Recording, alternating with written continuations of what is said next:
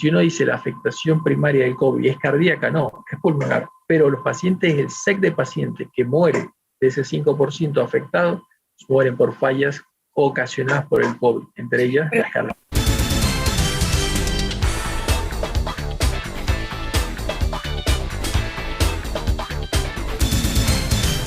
Yo creo que es un tema para mí muy importante. Mire, lo que uno ve en la consultorio. Yo soy cardiólogo y veo muchos pacientes que por esta cuestión del COVID, directa o indirectamente, tienen problemas. Hablemos del grupo que él ha tenido COVID o tiene un familiar que ha tenido COVID. Exacto. Entonces, por ejemplo, tengo un amigo muy cercano que estuvo recién internado, un arquitecto, y el hombre es un hombre de unos 50 años, sin ninguna enfermedad, un poquito gordito nada más, pero el hombre pescó por su actividad laboral de arquitecto, construcción, entonces pegó un COVID. Realmente fue difícil internarlo, conseguir una cama. Por suerte no requirió terapia intensiva, pero requirió oxigenoterapia y terapia de alto flujo de oxígeno en una clínica. Estuvo en la emergencia, pasó 5 o 6 días, por suerte se recuperó, pero estaba muy mal, saturada 90, realmente estaba al borde del tubo, la pasó muy mal. Y siendo sano, se da cuenta, él después del COVID tiene lo que se llama síndrome post-COVID, disnea, fatiga, un poco de taquicardia, y eso es por la afectación pulmonar. Cuando le hicimos la tomografía a ese paciente tiene una neumonía bilateral terrible. Siendo una persona sana, hay que ver si eso se recupera o no. Pero ¿qué es lo que pasa con ese paciente? Si el COVID afecta el músculo por una cuestión inmune, ese músculo puede quedar dañado y originar arritmias. Esa es una posibilidad. Por suerte, en este caso, no tuvo. Okay. La segunda, él cometió un error de que se automedicó en casa. Y él empezó a tomar antibióticos y corticoides por su cuenta. ¿Qué hizo él? Agravó el cuadro. Y tome en cuenta que una de las medicaciones que antes se usaba, que era la hidroxicloroquina, combinada con la acitromicina, produce arritmias por alteración del electro. Y eso lo podría haber matado. Ahí me quedo un ratito. ¿El cuadro clínico de él se repite en muchos pacientes? La gente adelanta el tratamiento y lo que consigue es digamos que una catástrofe, digamos. Exacto. Que para su salud y para su vida, ¿no? Es por eso le digo, él es un paciente, pesca COVID, se aísla, pero hay gente que usted lo ve en consultorio que le dice, doctor, ¿puedo tomar tal pastilla de manera preventiva? Y se generalizó eso, y quiere tomar vir, y tiene enzimas y todo asunto, o vitaminas para tratar, digamos, de... Ya, pero doctor, perdóneme, una cosa son las pastillas preventivas que usted nombra como, digamos, como para subir la inmunidad, pero otra cosa es tomar anticoagulantes, otra cosa es tomar corticoides, otra cosa es tomar antibióticos. Esto no es material POP, esto es con receta médica y dirección de un galeno que tiene que estar, pues, obviamente, enterado de todo lo que está tomando su paciente. Pues no crea, hay un montón de gente que tiene COVID, un COVID a lo mejor leve, que está en su casa, se ha contaminado, y él en su desesperación y no ir a internarse en el asunto se automedica, pues mal medicado por gente que no tiene. ¿Y con estas tres cosas? ¿Con anticoagulantes, corticoides o antibióticos? Toma a veces aspirina, toma un anticoagulante, corticoides, en este caso tomó, y mire que se complicó el hombre. Entonces, este paciente, por suerte, por ser joven y no tener mayor problema, la pasó mal, pero no requirió terapia intensiva. Ya, salió. Salió. ¿Qué pasa si ese paciente se deteriora por el compromiso pulmonar? El compromiso pulmonar, que es principal del COVID, puede afectar en un porcentaje menor al corazón. Y ese paciente va a terapia intensiva. Entonces, de ese porcentaje de 5% que va a terapia intensiva, que quede respirado en medidas más extremas, ese paciente, ¿qué lo mata? Lo mata el pulmón o lo mata el corazón. ¿O lo mata, perdón? Lo mata el corazón. Primero lo mata a ese paciente que está en terapia, la falla pulmonar y la falta de oxigenación.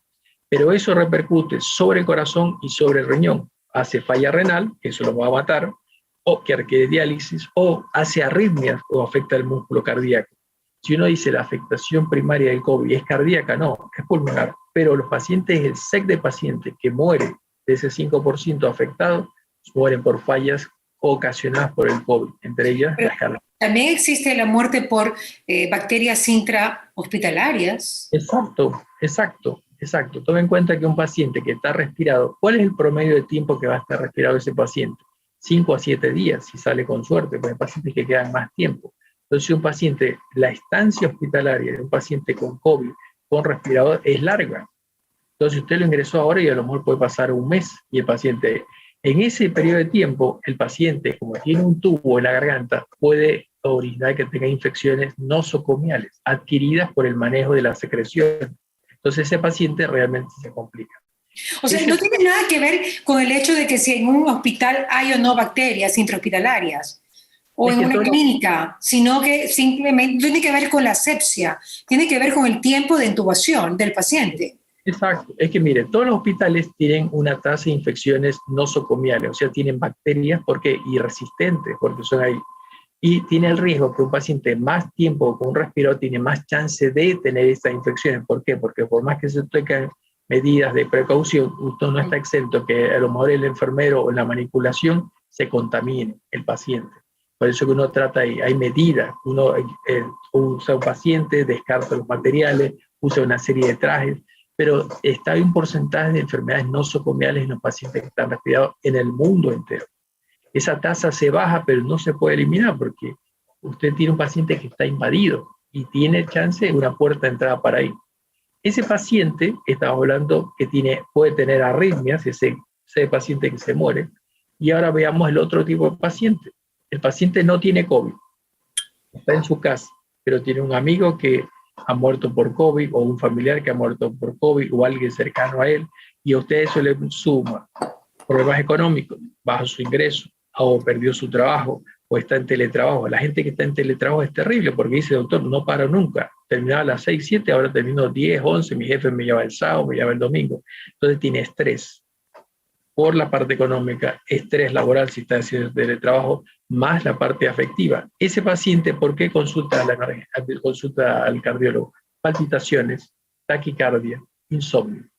Entonces la pregunta 1, ¿eso significa que el paciente se va a morir? Entonces usted debe analizar esa arritmia si tiene un problema cardíaco o no. Si el paciente es joven, no tiene problemas cardíacos, es una persona mayor, pero no tiene problemas cardíacos, eso se da con un tranquilizante. Si el paciente, estamos hablando de que ha tenido un infarto, tiene stent o tiene que otra cosa, y tiene palpitación y le documenta arritmia, uno tiene que protegerlo de alguna manera. ¿Por qué? Porque ese paciente, por el nivel de estrés, que no es de un día, 2 días, puede infartarse. Uh-huh. La semana pasada fue un paciente del consultorio y me dijo, doctor, no puedo pagar la nómina. Y ¿no puedo parar? No puede pagar los empleados. Tenía una imprenta. La nómina, ya. Entonces, ¿cuál es el problema? Imagínese ese, no puede dormir, tiene el estrés, bajo su ingreso. Ese hombre se va a infartar. Y tiene el otro extremo del paciente que no tiene COVID, pero por todos estos factores de angustia, ansiedad, favorece adrenalina para poner tensión y es lo que mata. Porque aparte de todas las cosas, el estrés es un factor que sí está demostrado que incide en la enfermedad cardíaca. Ahora, entonces, aparte de ir al psicólogo, hay que ir al cardiólogo. En realidad, una de las cosas que uno hace como cardiólogo es hacerle hincapié de cuál es el problema que él tiene. El paciente lo sabe, pero uno le hace hincapié y le dice, ¿qué bueno? Le da una medicación para ayudarlo, pero le dice, mire, salga a caminar un poco. Y le dice, mire, no puedo caminar porque está en COVID. Entonces uno trata que de alguna manera baje su actividad adrenérgica, porque nosotros tenemos una enfermedad. Y el tercer grupo de pacientes que estamos hablando es el paciente que es cardíaco y por temor de ir a un hospital, o si quiere ir a los consultorios, porque dice, doctor, en los consultorios me puedo contaminar, no se atiende por el corazón. Pero que vayan con alcohol, pues. Claro, exacto. Hay un montón de pacientes que me preguntan y me dicen, doctor, ¿cómo puedo hacer? Y quieren todo por telemedicina. Pero en la parte de cardiología usted puede algunas cosas hacer, pero yo por telemedicina no lo puedo examinar, no le puedo hacer un electro. Hay cosas que están limitadas. Entonces ese paciente que no tiene una atención cardiológica porque tiene miedo de acudir al hospital o al consultorio, inclusive al consultorio, ese paciente se descuida y puede tener problemas. Bueno, y en teoría la mayoría de los médicos, tanto de la consulta pública como privada, y de la gestión pública como privada, están ya vacunados. Exacto. La mayoría, yo le digo de todos, privado y público, están vacunados por el tipo de contacto que tienen los pacientes. Pero exacto. El problema es que hay que hacerle entender al paciente el mensaje. Si usted tiene no COVID, protéjase y cuídese como usted dice. Si tiene COVID, usted tiene que sí o sí tener la guía de un médico. Está bien que la mayoría se lo consulta, le aísla y por teléfono el contacto o la visita del médico le va a ayudar. Pero el automedicarse, como en el caso de este buen amigo que yo tengo, casi le cuesta la vida. Él se ríe ahora, pero él la pasó muy mal y yo realmente estaba preocupada. Y es más amigo de mi esposa que mío.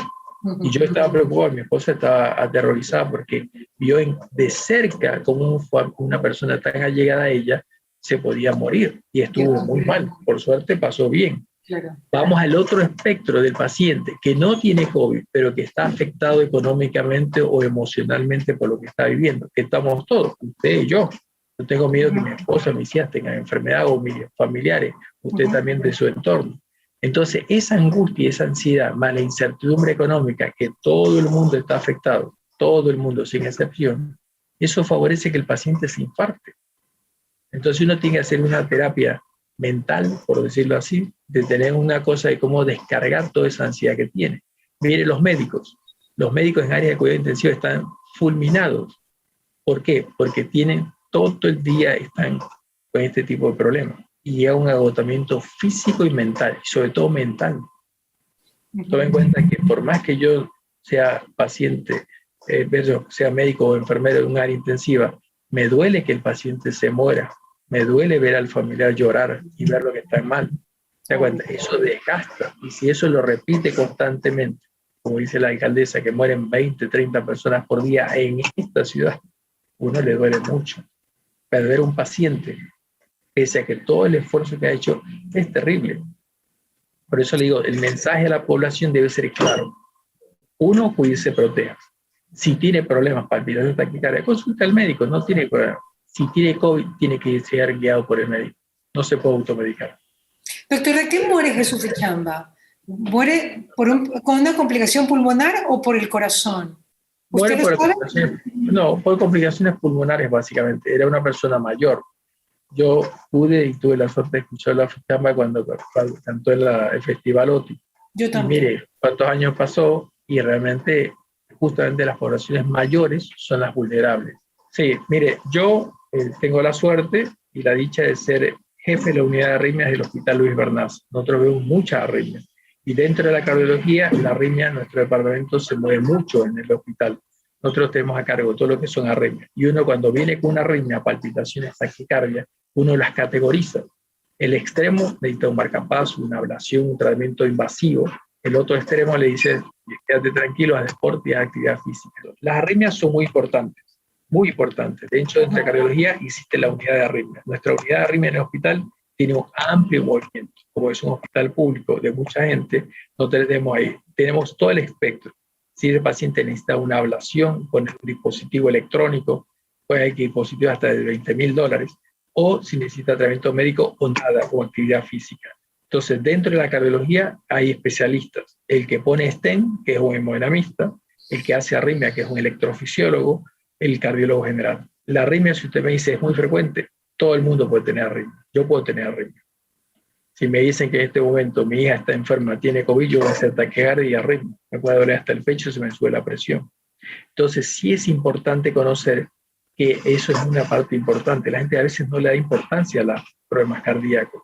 El corazón es un órgano muy noble, tiene que estar muy dañado para fallarle, pero a veces la gente no hace caso de los avisos previos. Pues, ¿cómo se bajan las arritmias de una persona que no tiene problemas del corazón, pero que tiene estrés? ¿Cuál es la mejor manera? ¿Usted qué recomienda, doctor? Uno puede hacer un electro en un momento, pero eso dura 30, 40 segundos. Lo que uno pone es, y ve al paciente, y en general lo que uno pone es un holter de arritmias, 24 horas, para uno poder ver si durante el periodo de actividad intensa que esa tiene, qué arritmia tiene. Entonces yo le digo esto como usted dice, voy al mar y quiero ver qué peces hay. Yo tiro la red y la dejo un rato para ver si qué pez, tiburón, ballena, sardina. Entonces el holter es un elemento muy importante, vital para el rastreo, pero a su vez el criterio clínico. Depende de qué población estamos hablando. Si es una población joven y sana, probablemente la arritmia no tiene importancia. Se llaman palpitaciones y se llaman extrasístoles. Si yo veo una población ya enferma con otros problemas, a lo mejor su arritmia es de otra trascendencia. Todos, usted y yo, podemos hacer arritmia en un momento de la vida. Basta que usted se tome hoy 4 cafés juntos y no tenga muchas horas de sueño y descanso, mañana usted va a tener arritmias. Aguanta. Doctor, usted tiene una bolita mágica. Doctor, ya para finalizar, ¿las arritmias impiden a la gente que se vacune? No, no impide, para nada. Es más, hay muchos mitos de si toma aspirina, si toma anticoagulantes, si toma clopidogrel, si toma medicación. El concepto es que debe vacunarse a toda costa, salvo que sea muy alérgico, que uno lo controla más. No hay un impedimento como tal para evitar vacunarse. Y a cualquier edad, doctor. A cualquier edad. Yo le digo, hace una semana o 10 días vacunamos a mi suegra, tiene 95 años. Entró al hospital en silla de ruedas y se vacunó. ¿Se da cuenta? ¿Por qué? Porque es vulnerable. Debe vacunarse. Qué bella. Que tiene la duda, no me la pongo. Claro. No me la pongo. Tiene que vacunarse. Todas son efectivas. Hay una cosa que dice, no quiero esta, quiero la otra. Todas protegen, en mayor o menor medida. Ninguna es 100%. Pero el concepto es que es peor no tener la vacuna puesta y es mejor tener la vacuna que no tenerla. A la gente le puede dar miedo que después de la primera o segunda dosis te puedes enfermar de COVID, pero no te mata, ¿no? Eso que quede claro, lo puse en mi editorial del domingo de Revista Mariela Digital y me parece que eso es un concepto que la gente debería conocer. Por supuesto, pero la gente por desconocimiento, hay un montón de llamadas. Usted diga, ¿cuántas llamadas al día? 2 o 3 o 4 llamadas preguntando si se debe vacunar o no, qué pasa si toma aspirina, clopidogrel, si toma un anticoagulante, si suspende la medicación cardíaca o no, porque eso es una desinformación. El concepto es debe vacunarse. Una de las cosas es si el paciente tuvo COVID, que son varias consultas, y la pregunta es, ¿me debo vacunar o no?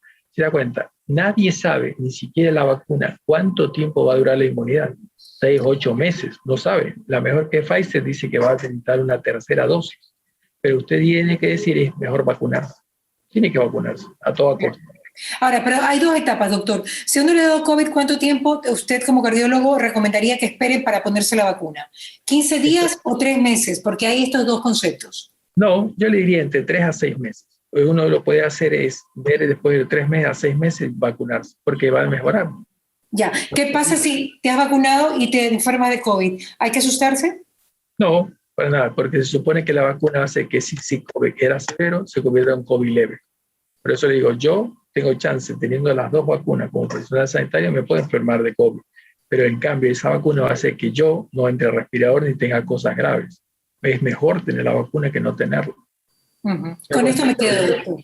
Muchísimas gracias. Gracias por su tiempo, como siempre. Un honor y un placer, y la verdad que siempre muy, muy contento de estar aquí. Usted es una persona valiosísimo su consejo. Excelente, porque me produce, es muy alegre y eso me ayuda mucho. ¿Qué pasa con Mariela? Llegó a ustedes gracias al auspicio de Nature's Garden, Eucamiel, Inmunolif, Magnesio Leaf, Calipto, Ceviches de la Rumiñahui, Banco del Pacífico, CNT, Interagua, Produbanco, Claro, UTEC.